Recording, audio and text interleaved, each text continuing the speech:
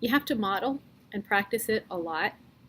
And that might be, I just know with 9-year-olds, they have to do things over and over again to really start to internalize it and to start using it in other areas when they're not specifically practicing it. So a lot of modeling and a lot of practice. In terms of what you might want to model for the students, you could model how to speak politely. You could even give them sentence stems or question stems. Then as far as modeling behavior, you start off small. And it is simply grabbing that kid that you know that will play along fast and listened and heard and sitting down. And I usually start with what I don't want to see. Because generally that's the behavior we've already been seeing in the classroom. So I'll do a turn and say, well, I got A. What did you get? B. Okay, we're finished. And we know that's not what we want. And so then we'll show what it should look like. Okay, so the poem we're going to look at is Study in Orange and White. Has anyone read it? We have not read it. Okay. And what we want to do is we're going to read it stanza by stanza and stop after every stanza and talk about it. And then we're going to talk about what we think is going on and how we know. And that how we know is going to be really important.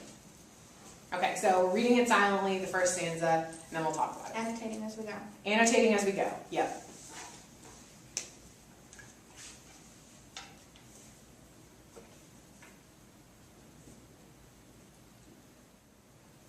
Okay, we good? Yep. Okay. What do we know? Well, I initially was like, I have no idea who James Whistler is, and then it said it was part of the Paris scene, and I just guessed Paris art scene, and then it continued on and it said, but I was still surprised when I found the painting of his mother, and then I was like, oh, Whistler's mother is a painting. It's that old lady with like the, whatchamacallit, phone in her ear, and she's sitting, she's like a, you see her side view, and she's sitting listening to something. And I'm not familiar with that. I'm not, yeah, I was thinking, Oh. how did you know that? okay, yeah, it's a famous painting. Whistler's mother is. And then I figured, okay, well, the original must be housed at the Musée d'Orsay in Paris. And then I thought, but I didn't know that it was with like colored dots. I thought maybe we were supposed to pay attention to its like brush strokes and stuff, but that's all I knew from.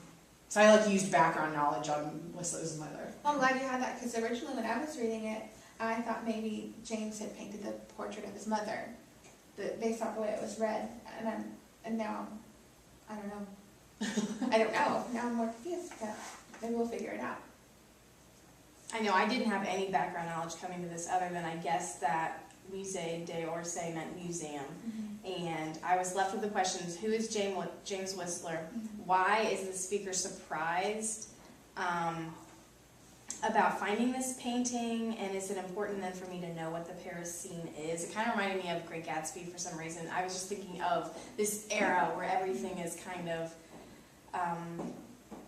the same or over the top. I wasn't sure what that meant.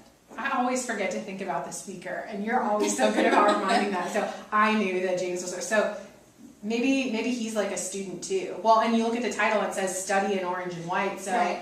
he's learning something too, maybe? Who was that I? Yeah, we don't know who I am.